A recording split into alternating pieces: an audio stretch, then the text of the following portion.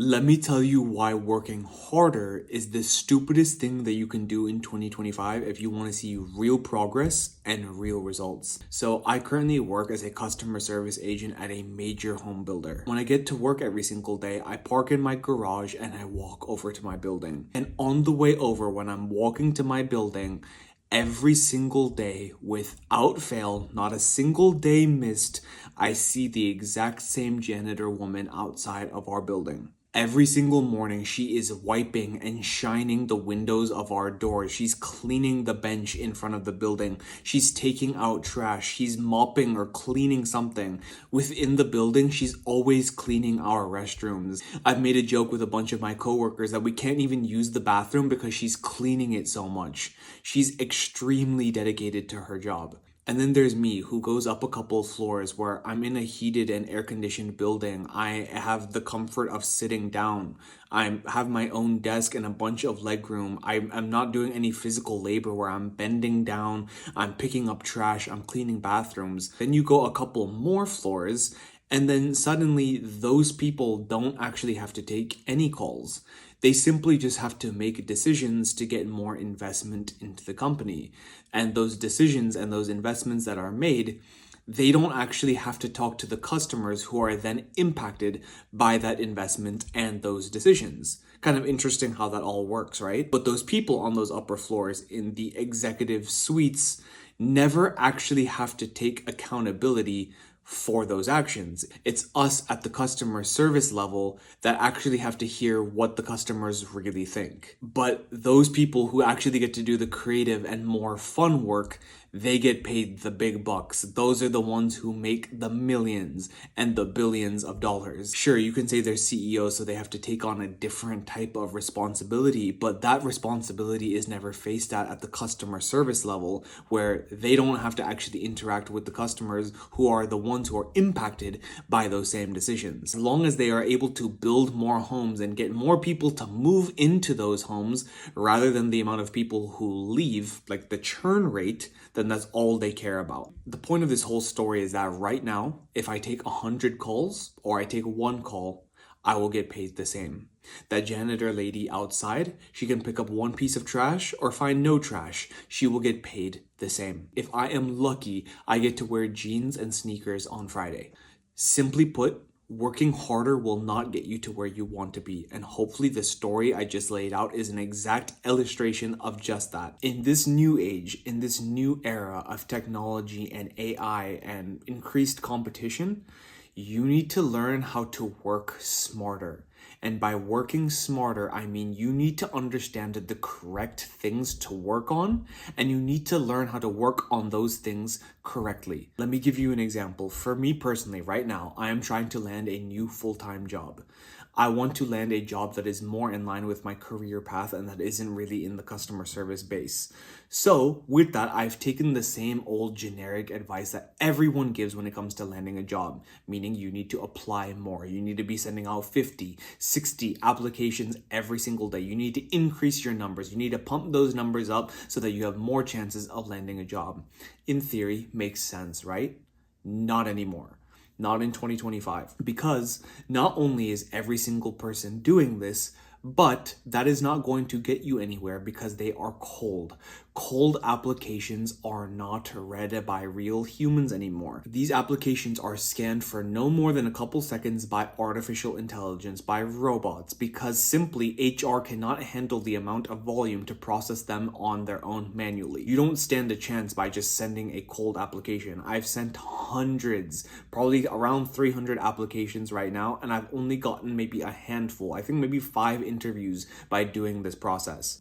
However, in this last month of December and January, I've gotten the most interviews I've gotten in a while in a very short period of time by changing my entire strategy, by working smarter at it. Right now, let's say if you're a student, passively reading a textbook for 8 hours is not going to be as effective as simply for just 1 to 2 hours just doing hardcore practice questions.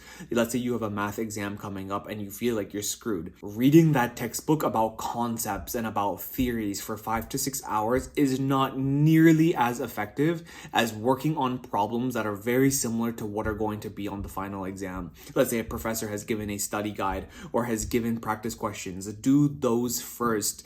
Ask for more questions. Do the questions at the end of those chapters in those books.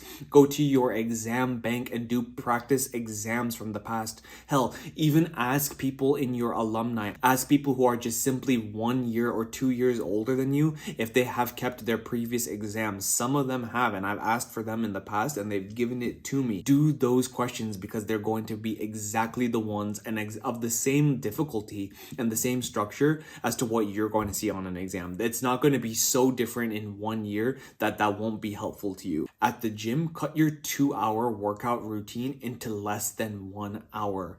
Simply focus on the exercises that will give you the most gains and add 5 to 10 pounds in each of these sets. I promise by working on the correct exercises with a little bit more weight, you can cut down your workout by half and see twice as much gains. The very first thing is that you need to understand the 80-20 principle. The 80-20 principle simply states that 80% of your outcomes or your outputs come from 20% of your inputs. This simply means that most of your results only come from 1 to 2 things. 1 to 2 things are inputs that you do. When it comes to studying, like I said, as an example, you can read a textbook for 6 hours. You can color code and make your textbook all beautiful. You can make a shitty study guide that you found online. You can listen to a podcast about your topic or your subject, or you could simply do the questions that will be on the exam.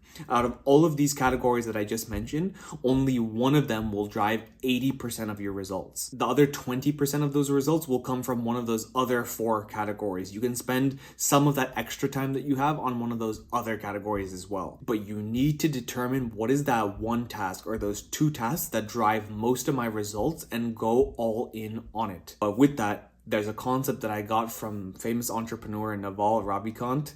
He specifically talks about this. What he mentions is to work like a lion and not like a factory worker. What he means by this is to work very intensely for a short period of time and not dragging on tasks for 8 to 10 hours a day like factory workers do. Lions, whether you know this or not, actually only go hunting every 3 to 4 days. They don't try hunting from 9 to 5 and then come back and then put on a show and then make a protein shake and then try to do half-ass some more work. They work very intensely for a couple of hours or even a full day when it comes to hunting. They stalk the shit out of their prey, and when they get onto that prey, they ferociously try to take it down until they actually are able to eat it. But they're not spending every single minute of every day trying to hunt. They don't have the energy nor the ability to do that. And you as a human need to take that same philosophy and apply that into your own life. You need to dedicate a certain amount of time in the day, whether it be 2 hours, 3 hours, or 4 hours, and go disgustingly intensely hard at that specific task during that time. The reason why most of us who work at a job and work 8 to 10 hours a day, we feel like we've worked so hard, but we've done absolutely nothing at all. At my job right now, I can tell you that's exactly how I feel. That's because we're working on brain dead and brain numbing tasks, and we drag it on for 8 to 10 hours a day. So for those couple of hours, work like your life absolutely depends on it, because 1, it does, but in the remaining time, use that time to learn and sharpen your skill sets in those areas. And very, very lastly, the last tip that I want to give you is learn to use feedback faster. Figure out what those 1 to 2 tasks are and figure out what works and what doesn't a lot more efficiently. Stop trying to do the same things over and over and over again and seeing no results and thinking that everything's against you, you're cursed, you're the one out.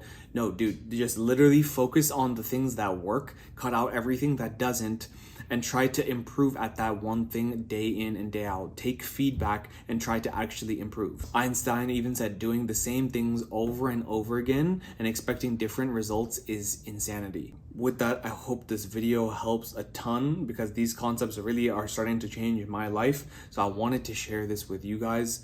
But as always, I wish you all the utmost success, because there's plenty for all of us. Mwah.